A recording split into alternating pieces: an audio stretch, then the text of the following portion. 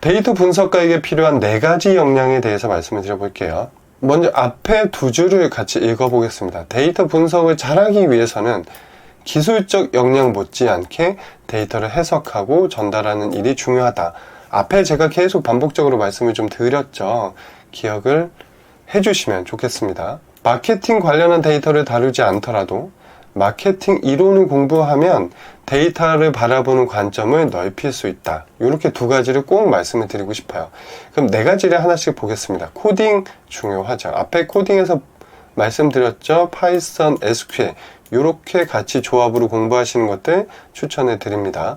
통계 중요합니다. 통계는 대부분 파이썬이나 SQL 코딩을 배우는 과정에서도 많은 부분 통계적인 지식들을 배우기는 합니다만, 저는 개인적으로는 통계에 대해서 좀 깊이 있게 알면 데이터를 분석하는데 굉장히 많이 도움이 된다라고 생각이 들어요. 그래서 어떤 상관 분석, 회귀 분석, 군집 분석 뭐 이렇게 예시로 들어드린 것 정도라도 코딩에서 배우는 수준 이외에 혼자서 좀 공부를 해보시는 것들을 추천해 드립니다.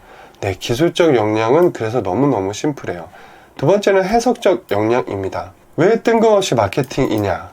물론 마케팅을 준비하시는 분들, 마케팅에 관련한 데이터 분석을 하고 싶으신 분들은 당연히 마케팅에 대한 공부를 하셔야겠지만, 그렇지 않으신 분들도 있잖아요.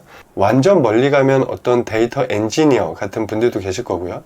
조금 더 가깝게 보면 데이터 사이언티스트 같은 분들도 계실 텐데, 데이터를 다루는 분들은 저는 꼭 마케팅에 대한 공부가 병행되면 좋겠다라고 생각을 합니다. 전 세계적으로요, 통계를 여론조사에 활용을 했던 경우가 글로벌, 미국 시장으로 보면은 한 8, 90년 정도가 되는 것 같아요. 그리고 우리나라로 보면 4, 50년 정도가 되는 것 같습니다. 여론조사, 마케팅 조사로 공식적으로 뭔가 쓰임새가 있게 활용이 된 역사를 말씀을 드리는 거예요.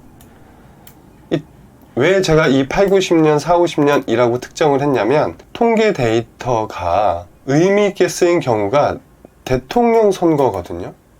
대통령 선거에서 먼저 많이 쓰이고 시도가 되고, 그것들이 확산이 돼서 여러 가지 기업들도 쓰고 대중적으로 안착을 한 계기가 되어 있는데요. 이 미국에서 대통령 선거에서 처음 쓰였던 게 8, 90년 정도가 되고요. 우리나라에서도 대통령의 여론조사에 처음으로 어떤 소비자 리서치라고 하는 부분들 데이터가 쓰인 것들이 4, 50년 정도가 됩니다. 그런데 빅데이터는 몇 년 정도 되지 아세요? 빅데이터라고 부르는 데이터들은 우리가 처음 들었던 시절을 떠올려 보면 대략 2016년 정도에 4차 산업혁명, 그 다음에 AI, 이때 처음 들었었던 것 같아요. 이때 AI 무슨 일이 있었죠? 이세돌, 네, 이런 얘기들이 있었고요. 4차 산업혁명도 2016년도에 처음 대중적으로 공표가 된 걸로 저는 알고 있습니다. 그러면서 이제 빅데이터들이 쏟아졌고요. 빅데이터가 유명하게 된 것도 여기서 깊게 말씀드리기는 어렵지만 대통령 선거입니다. 대통령 선거, 언제적 대통령 선거요? 미국의 대통령 선거. 왜 유명해졌을까요? 대통령 선거의 결과를 맞췄다, 이런 것들로 회자가 되었습니다.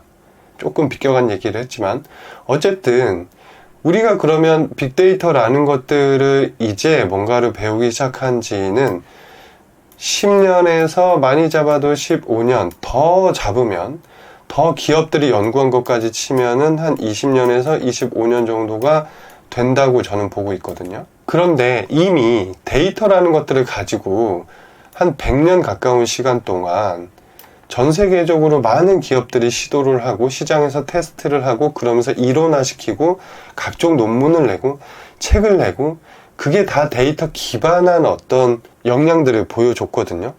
그런 것들이, 그런 과정들을 통해서 통계라는 분야도 결국 더 어떤 소비자 친화적, 대중적으로 조금씩 다듬어진 것들도 있어요. 어려운 통계도 있지만 그러면서 통계적인 기법들이 대중적으로 조금 더 나아가게 된 계기가 되기도 했거든요. 그리고 또 빅데이터를 분석하는 그런 과정에서도 알게 모르게 이전에 어떤 데이터를 분석했던 경험과 관점들이 굉장히 많이 투영되는 경우들이 있어요. 또 한 가지는 이 데이터 분석을 통해서 그것들을 가지고 어떤 실행에 옮겨야 되는 사람들이 주로 가지고 있는 관점이 어디와 맞닿아 있냐, 마케팅적인 지식과 맞닿아 있는 경우들이 많다. 그러니까 내가 설사 데이터 분석을 하는 부분이 소비자 영역이 아니라고 하더라도 마케팅적으로 데이터를 어떻게 다뤘는지, 그것들이 어떻게 이론화되고 대중적으로 널리 퍼지는 어떤 용어로 정착이 됐는지, 이런 것들을 계속 공부를 하시다 보면 데이터를 보는 관점이나 데이터를 뭔가 구조화시키는 데에 저는 굉장히 많이 도움이 된다고 생각합니다. 그럼 마케팅을 어떻게 공부할까? 마케팅을 공부하려면 어떤 회사들을 들어가야지, 내가 마케팅 업무를 해야지만 할 수 있을까요? 그런 것들은 아니라고 생각이 듭니다. 우리는 우리가 할 수 있는 범위 내에서 최선을 다하는 거니까요. 내가 그런 마케터로 일해본 적이 없더라도 마케팅 관련한 어떤 책들을 찾아보고요. 유명한 책들이 굉장히 많아요. 제가 이후 강의가 좀 진행이 되면 후반부에서 따로 이런저런 말씀들을 드리면서 책을 추천하는 그런 경우들도 있을 텐데요.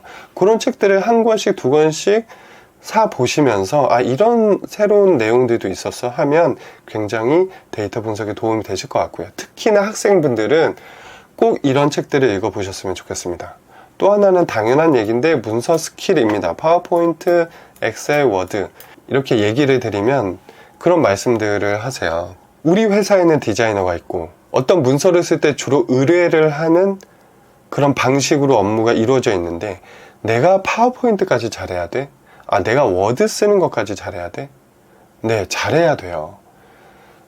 왜냐하면 그분들이 훨씬 더 멋있게, 더 예쁘게, 가독성 높게 만들어 주시겠죠. 그런데 결국 데이터 분석도 뭔가 우리가 코딩으로만 데이터 분석 결과를 내밀 건 아니잖아요. 코드를 쭉 써서 그것들을 제시할 건 아니잖아요. 그것들을 결과적으로 듣는 사람이 편한 구조로 바꿔야 됩니다. 그러려면 그들이 편한 양식에다가 내가 분석한 결과들을 담아낼 줄 아는 역량도 굉장히 중요할 것 같습니다. 워드도 마찬가지고요. 공공기관에서 일하시는 분들은 한글 같은 것도 많이 쓰시죠. 이런 부분들도 굉장히 데이터 분석을 하시는 분들이 함께 익히시면 굉장히 파워풀하게 일을 하실 수 있는 경우라고 생각이 듭니다. 그리고 이런 마케팅 지식, 문서 스킬, 내가 분석한 내용들을 문서 내에서 어떤 구조화시키는 방법, 거기에 해석을 달고 문장을 쓰는 연습, 이런 것들을 하시면 해석적인 역량이 늘어날 수밖에 없어요. 정말 중요한 포인트라고 생각이 듭니다. GPT한테 맡기는 것도요, GPT한테 맡겨서 GPT야 해석해줘, 분석해줘 라고 할 때 내 생각과 좀 다른데?